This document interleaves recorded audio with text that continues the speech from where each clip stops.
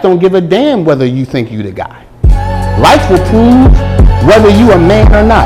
You can walk around with your chest out, I'm a man. Life will prove whether you right or wrong. You know what? When life checks men, when the applause stops.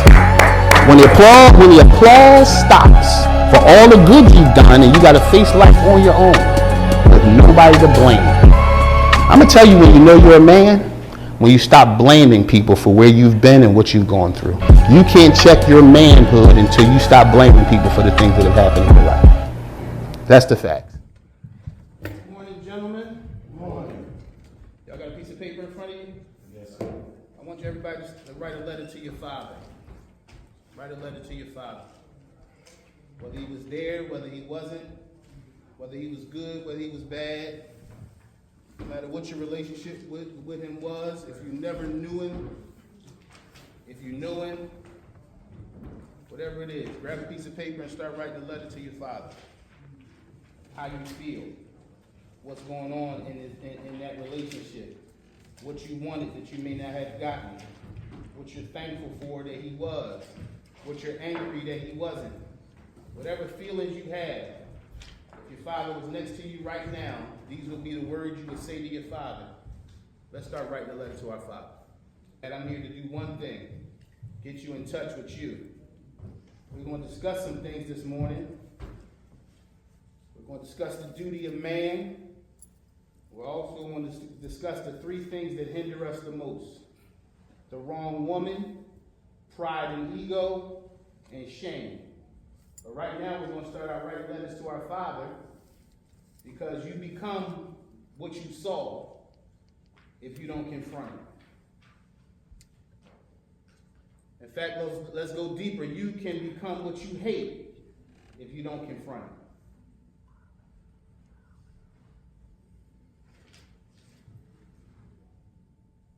Pen to paper is something else. When you put that pen to paper and you really start writing, you really start getting the expressions of your heart out. I do a lot of podcasts, and right behind me is two pictures. One of me and my father, and then the next one is me and my son. Under the picture of me and my father is the root. It's where I come from. Under the picture of me and my son is the branches. There were times in my life where I saw things I hated about me and my father's relationship. I saw it with me and my son. That's because nobody taught me how to confront the ills of my relationship with my father. And there were some things I couldn't stand about my father, and I did the same thing to my son, because I didn't confront it. But we're going to confront these things today. Write your heart out. Write your heart out. Write your heart out, because your feelings matter. We don't tell men that enough, that their feelings matter. We don't tell men that their feelings matter. Black men especially, we die of heart attacks and strokes, heart disease, because we don't have exercises like this. We live with pain. We live under the strain of what we go through. We live with secrets. We live with shame. From the time we're little boys. That's why I'm glad there's young men in here today, because these kids, 10, 11 years old, live with the same pain, and you get older with that same pain, and you carry it, and you carry it, and you carry it. Let me ask you guys a question. I want to talk about Adam right quick. I want to talk about the man Adam in the book of Genesis. I want to talk about him right quick. And I want to ask you a question. My question to you is, did God trust Adam, or did Adam trust God? Talk to me. What you think? No right or wrong answers. Let's get into it. Did Adam trust God, or did God trust Adam? The first man, Adam. It's not a theological question. I'm not trying to trick you up. What y'all think? God trusted Adam. God trusted Adam. Okay? Anybody else? Both. Both? Okay. Anybody else? You just say what you think, even if you don't know. This is what I think. Share what you think. This is what I think. Both. Both? Who said both? Okay? Okay. Adam trusted God. Okay. We got a good blend of answers here. Got a good blend of answers. You said Adam trusted God. Talk to me. I said God trusted. You said God trusted Adam. I'm sorry. Talk to me. So God trusted Adam, right? Because gave Adam a directive. Mm-hmm. He trusted him so much that he gave him a directive to name all the creatures, the animals and the creatures of the earth. He trusted Adam so much that he allowed Adam to go into a deep sleep, and he performed a surgical procedure on the rib, and thus we have woman. At that time, there was no sin on earth. Because at that time, Adam was still pure before God's eyes. So he trusted him and allowed certain things to happen that surrounded Adam. He was in the garden, thus. So, Okay.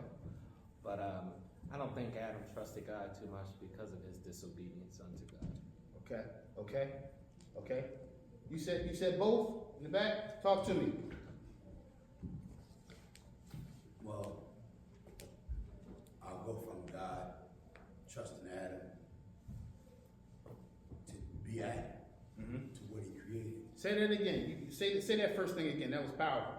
God trusts Adam to be Adam, what he created. Right, so he knew what would happen. He all knowing, right? So in that instance, he trusted him to fulfill everything he created him to do. Powerful. Somebody else. Who's the young man? The young man right here. Did you say both? I said both. Well, you said both. You said I that. said both too. You said both. I'm gonna get you. You said that God trusted Adam. Talk to me. Adam trusted God. Talk to me. Most people on earth trust God. So God gave Adam the power to be alive. So he trusted God. Love it. My answer is similar to Brother Gary, but I don't know, like the biblical aspect. But I see both, like for Adam to be in the garden like by himself, like even though he trusted God and he, did his thing, like both sides, like what should I do when he despised me? Good. Can I add something to? Absolutely. Because my brother, he did spark something, right? Yeah. So when we think about the formation of Adam, he was created from the very dust that God created. So that's why we can see how his trust was in Adam, because he actually was created from the very element that God created and established himself. See, that's why we all need each other. That's why we all need each other. Let me tell y'all this. All answers are right. We gotta put them in order. The original intent, what God wanted, was to trust Adam. Adam ended up trusting God after he fell. But the original intent, what God wanted, was God wanted to trust Adam. Let me tell you why. The Bible says that God made 7 days, right? The first day, second day, third day, fourth day, fifth day. And what did it say he did on the seventh day? Anybody remember what did God do on the seventh day? He rested. God rested on the seventh day. You ever been in a good sleep and somebody come wake you up? Anybody? Yeah. You looking at him like, yo, for what? And if you're going to wake me up out my sleep, it better be for something important, because for what? Guess what? God feel the same way. God made everything, handed Adam everything, and then rested. God never wanted to be woken up. He never wanted to be woken up. He wanted Adam to be God in the earth, and God wanted to rest. He trusted Adam. So much so that when he created everything, he created at a blank canvas for Adam. I'm going to make this, and all of this, and I trust you so much that you can name it what you want, and it will become what you say, because I trust you. And when you say I want that to be an orange, I'm not going to say, well, what you think? You sure? You sure you want it to be an orange? No, I'm going to just do what you said, because you said it. That's how much God trusted Adam. Whatever you say. So much so you brought it up. I'm going to bring you this person that I'm going to make from your rib. And God didn't even name Eve. He said, what you think? He said, I'll call her Eve. And God said, okay. See, God was saying okay to Adam, whatever you say.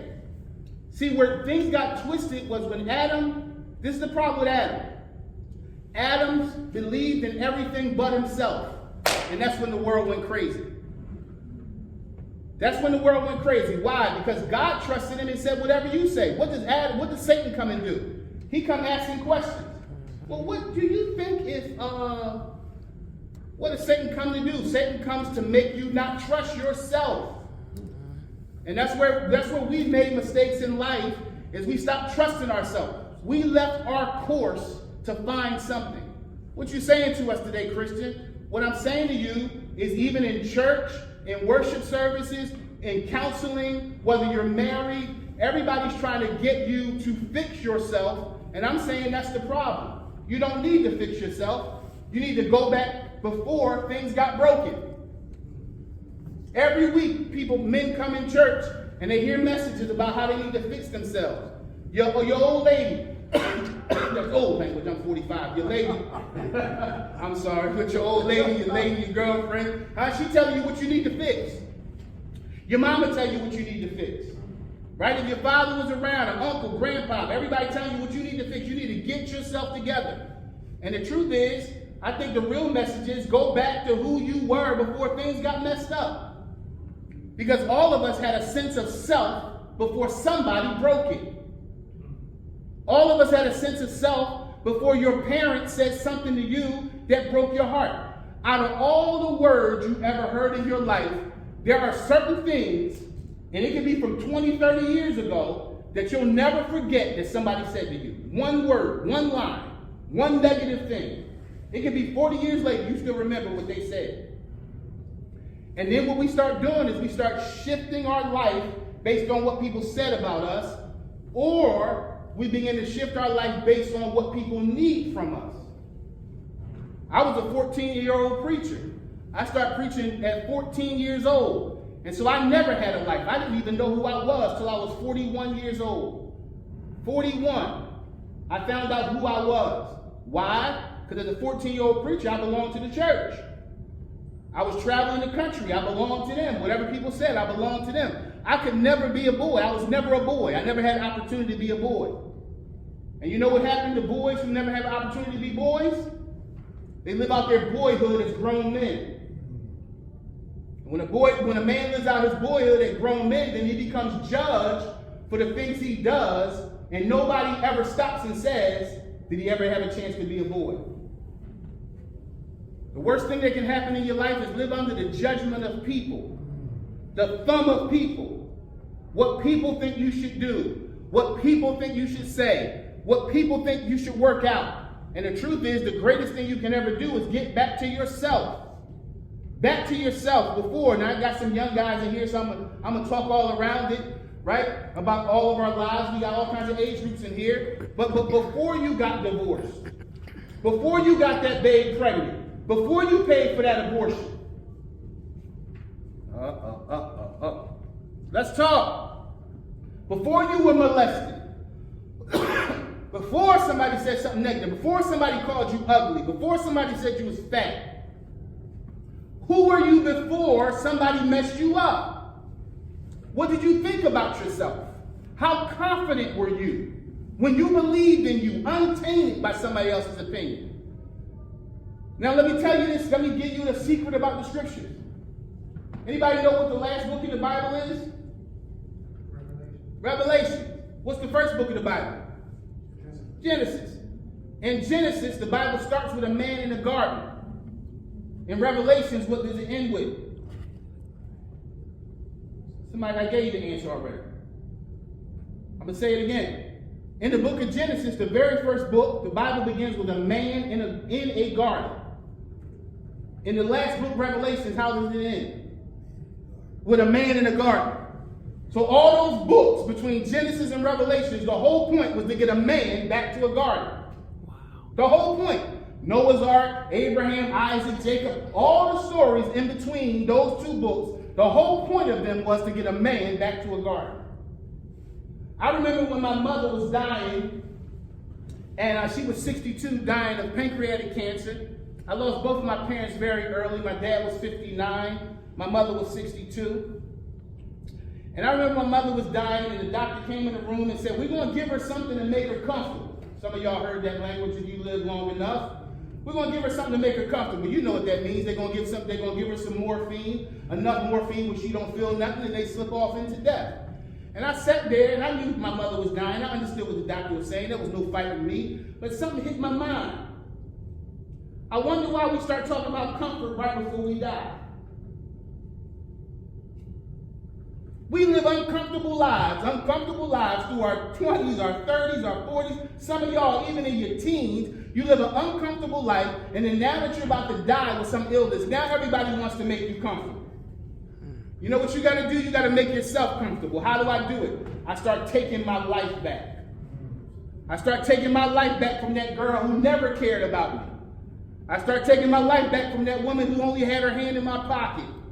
I start taking my life back from the negative gentleman that told me I would never be anything. I remember when I told my mother I'm going to go full-time ministry. I was about 21 years old. I said, I'm not going to work for nobody. I'm going to do this. I'm going to preach for the rest of my life. And I remember I was upstairs in my mother's house, and my dad was walking through the house. And this was my best friend. I had to forgive him for this. But I remember talking to my mom. I said, Mom, I'm going to go full-time ministry. I'm not going to work for nobody. I went to college and everything. But I said, I'm going to travel the world. I'm going to do this. And I remember my father said he was a Philadelphia narcotics cop, the guys who wear the mask over their face. You only see their eyes. They kick in your door, all kinds of stuff. He was a wild guy, a tough guy. And I remember him saying, off in the distance, he didn't even know I was in the house. Oh, he didn't know I knew he was in the house. And I heard him whisper, who going to take care of him? I know I ain't. Straight like that. Straight like that. Because Tom Winters was straight like that. He pulled no punches. See, I stand here today, and what you hear from me, what you hear coming from me is Thomas Winters, the guy who pulls no punches, ain't scared of nobody, and that's how I preach the gospel around the world. But that straight no punches also can hurt somebody. That's why I said that the things you love about your father, you'll become. The things you hate about your father, you'll become unless you confront them in yourself. Because I know I've hurt some people with my straight no chaser. I've hurt people with that. And he hurt me with that day. I never forgot it.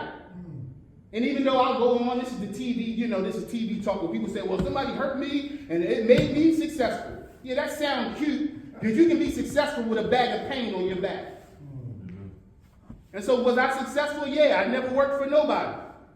I went my whole life and preaching around the world, and God took care of me.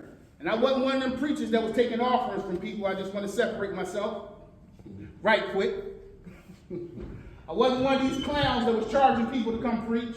I was never one of these clowns that needed 7 different offerings. I was never a clown that stood up and sold prophecies. I just trusted God for everything, and he took care of me and my family all my life. I never used that to say, look, Dad, I did it. It still hurt me that the very man who put me and my mother didn't believe in his own son. And I carried that. My son came to me at 17 years old and said, Dad, I'm going to be the president of the United States of America. And you know my first inkling? Boy, you tripping. I didn't say it to him. You know why I didn't say it to him? Because in that very moment, I remember my father saying, who's going to take care of him? And I didn't want to crush my son that way. My son right now is in his 2nd year of college running for the president of student government. So thank God I didn't crush him. That black boy might become president of the United States one day. I'll be scared to death if he does. But at least I didn't crush him that day. But I would have if I let the root stand up in me. Why couldn't I let the root stand up in me? Because he's the branches. Right.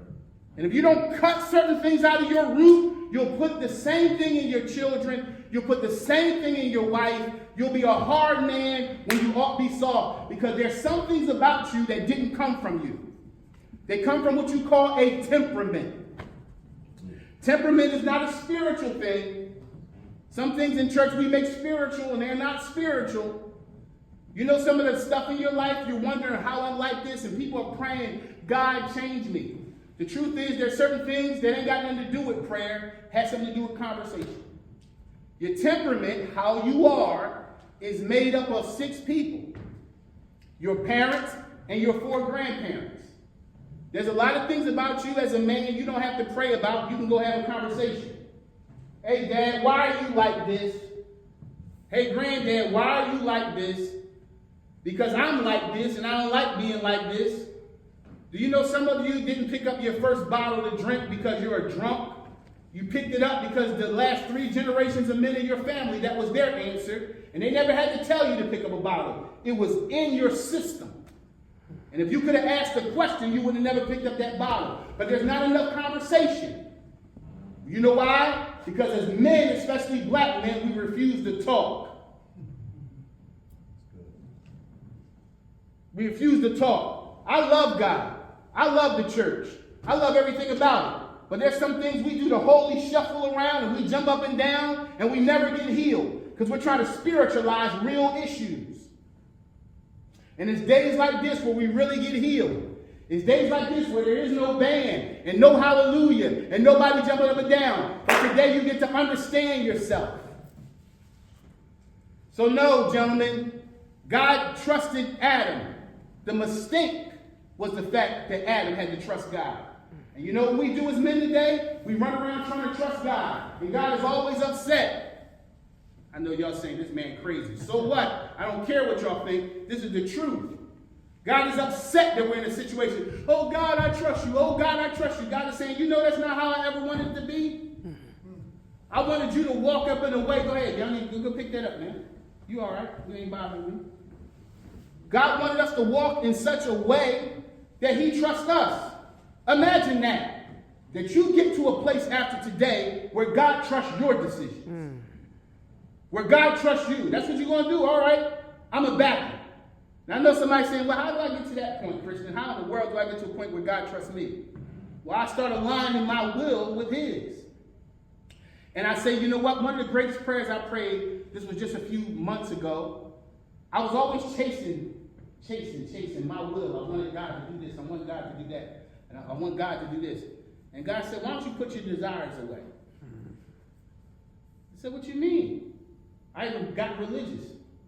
I said, well, the Bible says you with the desires of my own heart. See, I would turn so weak. Right? You can find the scripture to justify it.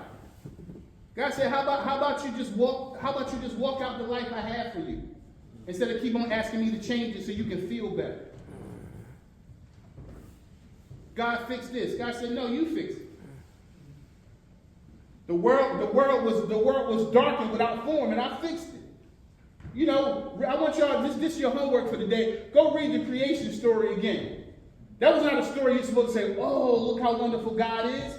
That was an example of how you're supposed to be as a man. Anytime you walk into a situation that's without form and void, and it's dark and it's messed up, you have the power to walk in it and decide that it's not going to be like that no more. You just got to watch where you do that at. Because some of you wasted your power on things that didn't even have nothing to do with you. Fixing women's lives, and then that woman should have stayed broken. They ain't had nothing to do with you.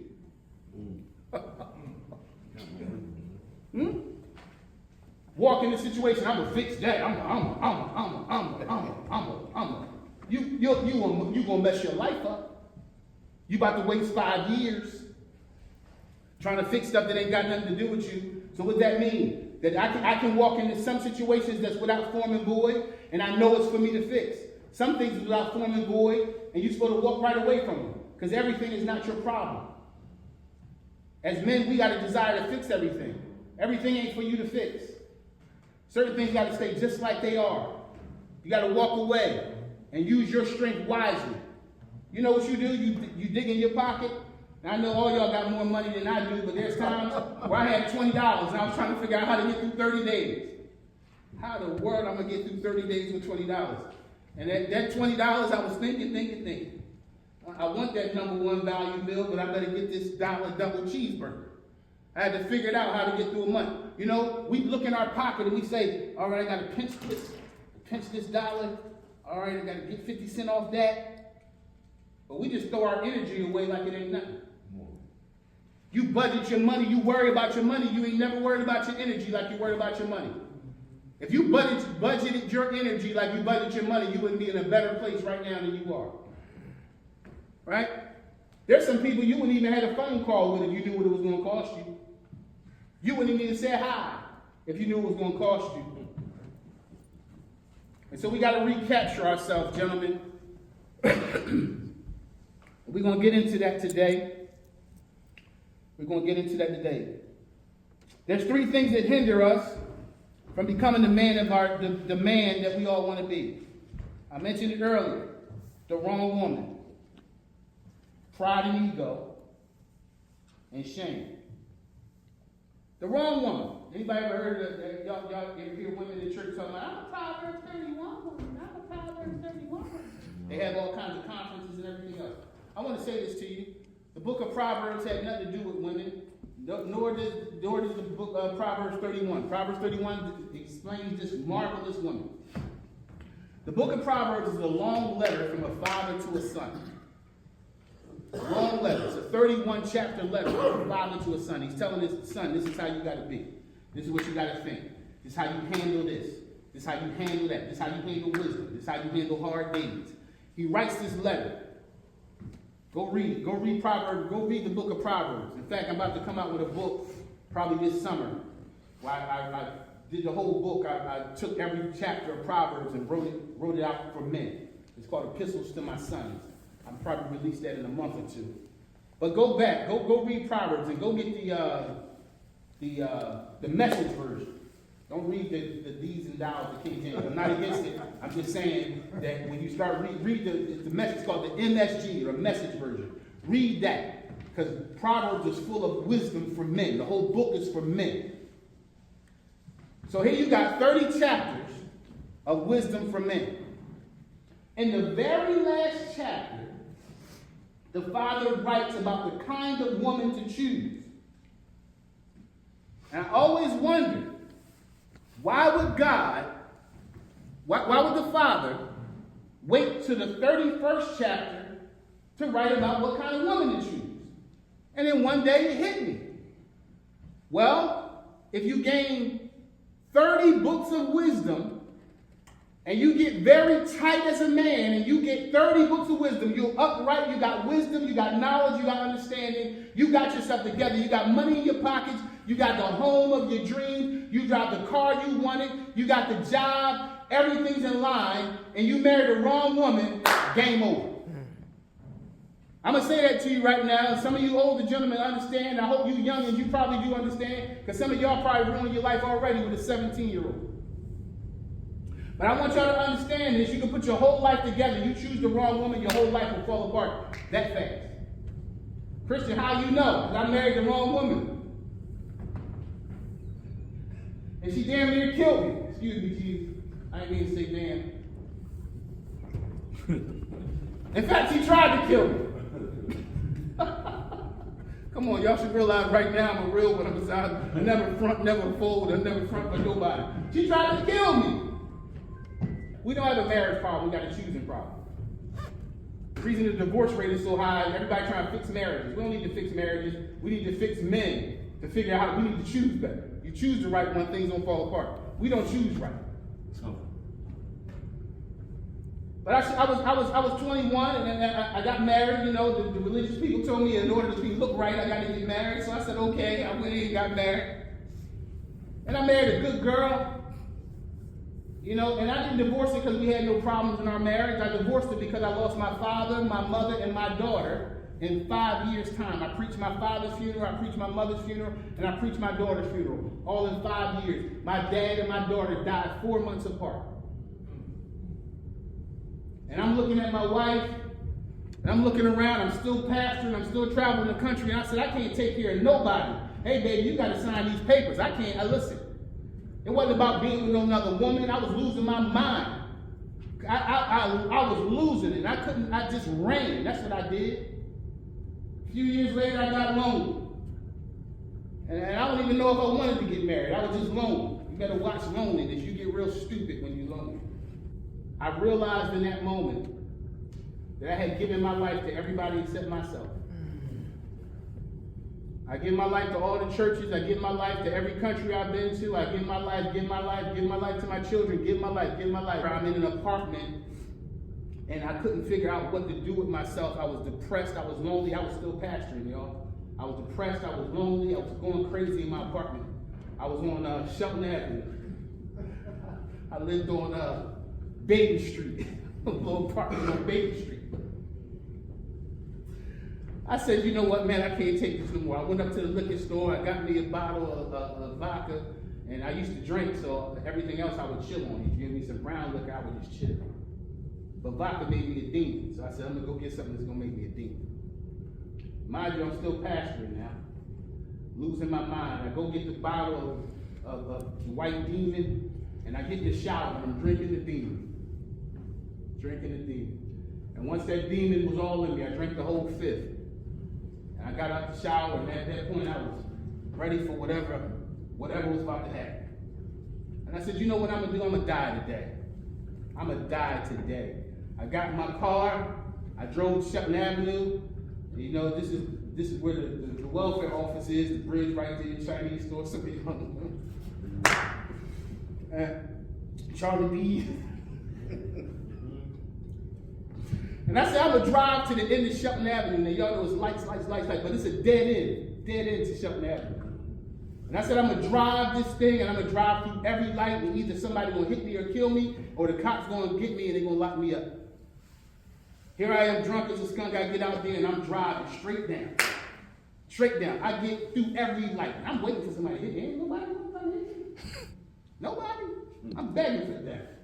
Right? I said, I'm gonna go through this red light. Somebody got to be coming. Something. It ain't nothing coming. I mean, to the point where I'm saying, well, this was my grand plan. And I get all the way to the dead end and I say, well, you ain't died, dummy. So I drive back. I didn't drive back crazy. I drive back regular, trying to figure out why nothing ain't happened to me.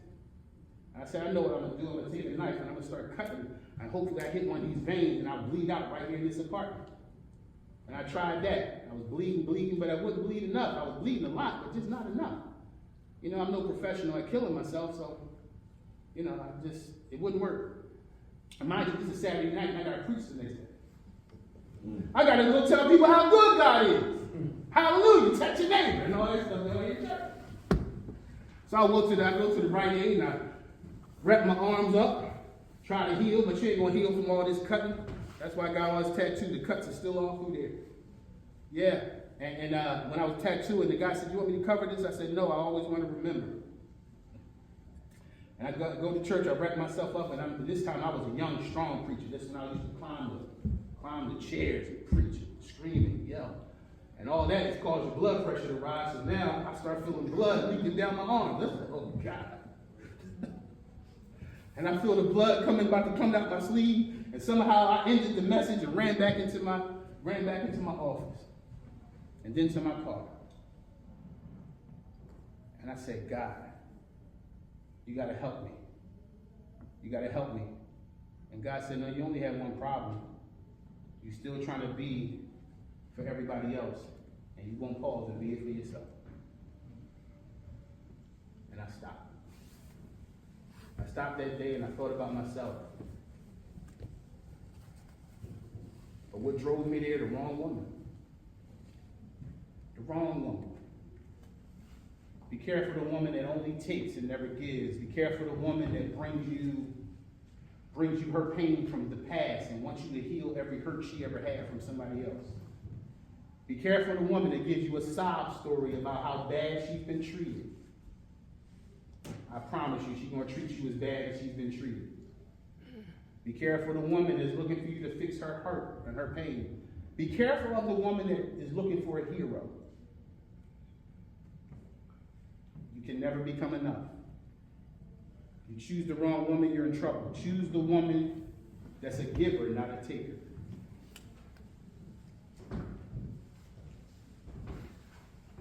And don't be worried about the woman that give you gifts, buy you things. The Bible talks about a woman that says she makes her face up. She makes her face beautiful. And she waves her hands and causes all the young, brilliant men to come to her. And she's beautiful and attractive. And the Bible says, it talks, and the reason I'm standing back here, because the Bible says that as all the men come to her with all her beauty, they never know that her legs are in hell wrapped around stones. Wow. Looking to get her hands on you to pull you into the rut of where she's stuck. Yes. So what kind of woman are you looking for? You're looking for yourself in another form. What's that mean, Christian? That's where Eve came from.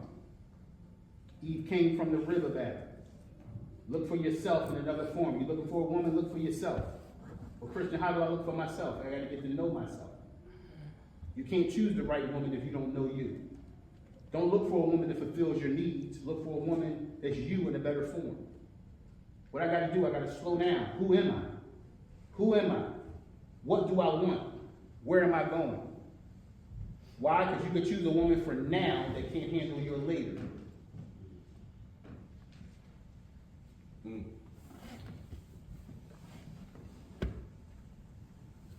Pride and ego. Pride and ego. Well, this is another thing I want to talk about right quick too, as far as the women. Don't look for a woman you love. Oh, Christian, I know you're tripping now. No, I'm not. Love is not enough. Don't look for a woman you love. Look for the woman you're compatible with. You can love a woman and it not last. Love don't last. Love is not enough. Look for a woman you're compatible with. The woman you can work with. Look for her. Love is not enough. Love is not enough to keep a relationship. Look for the woman you can have fun with. The woman who can deal with your nonsense. Look for the woman you can get along with. There was an old song called Homely Lover Friend. The homie is the girl who can hang out with you, go to the game with you, put some Jordans on, look pretty. That's the homie. The lover is the woman who make you feel better, rub your head and tell you you're handsome and tell you everything's going to be all right. That's the lover. You know what most women can't become? The friend. Most women, it's hard. Look for the woman that can become your friend, because that's the hardest thing for a woman to ever be. The woman that's your friend is the woman who can put her expectations aside of what a man should be and ride out with you no matter where you are. So you can have a lover. You can have a woman that can sex you all night long. Don't mean the relationship won't be good. You can have a homie. She can hang out with you. But look for the friend. Because most women can't put their expectations aside. And I'll tell you this last thing about women. Every girl grows up and she has a fantasy in her mind of what a man is. Don't ever get with the woman that has a fantasy of a man, because she'll never want you. She'll only want her fantasy. And then you'll find yourself trying to become her fantasy. Well, you can't become what she made up in her mind, because you're not a Build-A-Bear. And most men try to become a Build-A-Bear. Baby, I'll be whatever you want. You'll lose yourself trying to become what somebody else wants. Pride and ego. Pride and ego. Pride is what makes you refuse to acknowledge your mistakes. You want to talk about what a real man is? A real man will acknowledge where he went wrong. The strongest man is the humble man, the one that can apologize. I remember where I went wrong with my kids early on in life. And you know what I went? I went to every one of them. I got 4 kids. My son is 20. My twin daughters are just turned 18. And I got a 7-year-old.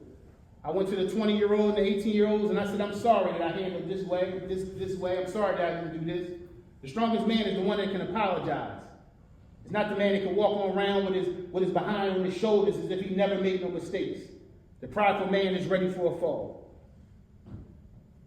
Humility will open up every door in your life if you let it. Last thing I'm going to cover today is shame. Shame is the mistakes you make, all the hidden secrets that we hold on to. Shame is a cage, my brothers. Shame keeps you from embracing your true potential and your true identity. Shame will make you reject yourself. Shame will make you tell yourself you're no good, that you're irredeemable. Shame is a cage. Shame will crush you. Shame is not a teacher, it's a terrorist. Shame doesn't teach you anything, it terrorizes your life. Shame will always come and tell you that you're going to fall.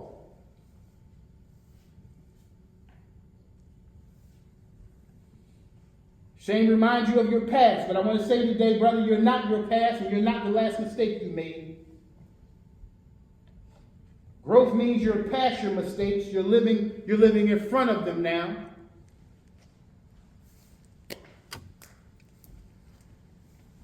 And I'll say this to you, anybody who wants to keep on reminding you of your past needs to stay right there in your past.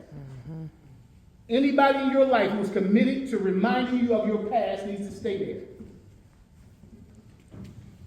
Anybody. I don't care if it's your mother, your father, your friend, your girl, whoever it is. Anybody who's committed to reminding you of your past needs to stay right in your past.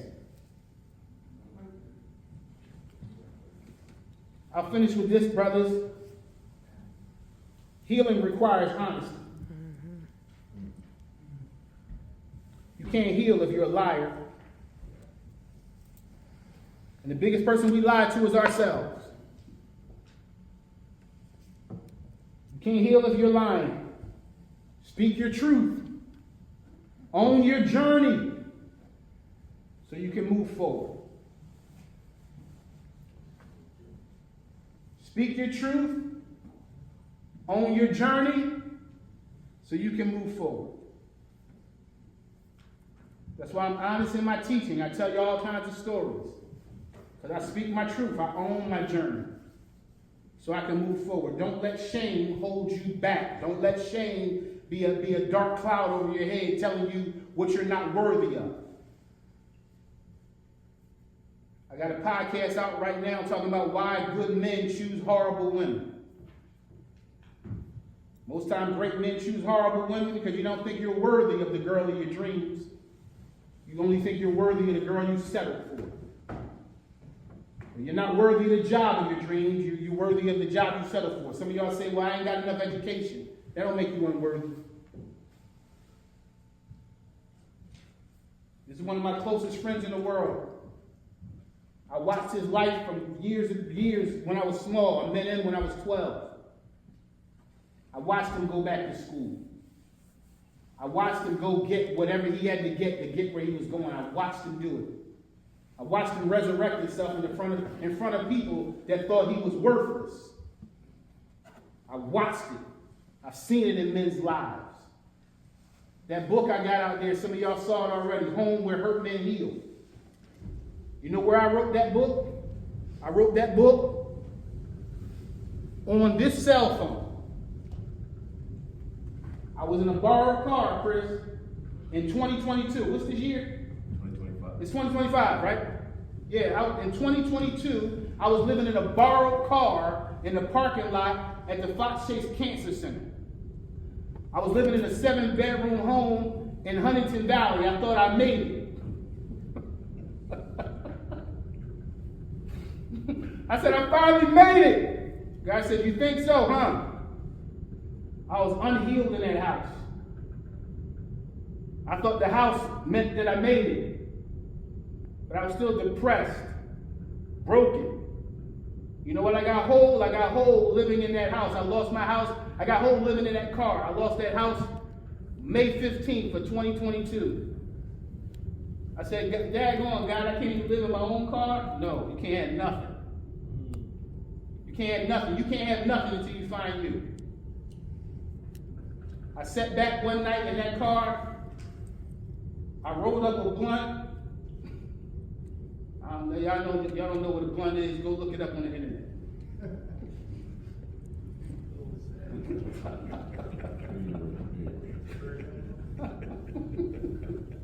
I ain't editing that. Listen, I always got something we run to. Somebody would say, well, I wouldn't smoke. You drink. Somebody say, I wouldn't drink. You eat. See somebody big as a house, they eating themselves to death, they committing slow suicide. And we judge each other, especially in church. You done that? You done that? Well, it's too many 300-400 pound people in church. They eating themselves to death, judging you for a blunt.